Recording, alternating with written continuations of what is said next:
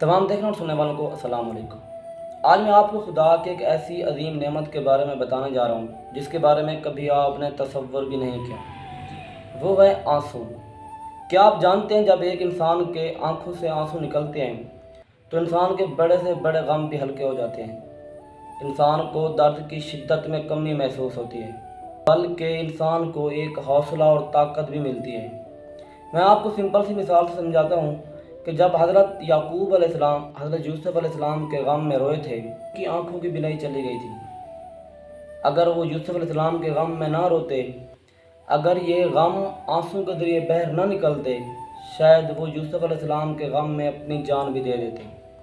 جب نبی کریم کے اپنے بیٹے کا انتقال ہوا تو نبی کریم بھی ان کے غم میں رونے لگے، اور اللہ تعالیٰ نے نبی پاک کو حوصلہ دیتے ہوئے فرمایا، اے نبی غم نہ کیجیے، ہم نے آپ کا ذکر بلند فرما دیا۔ میرا یہ یقین ہے اگر یہ آنسو نہ ہوتے تو کوئی بھی آج انسان دنیا میں زندہ نہ ہوتا، لوگ درد کی شدت سے مر چکے ہوتے۔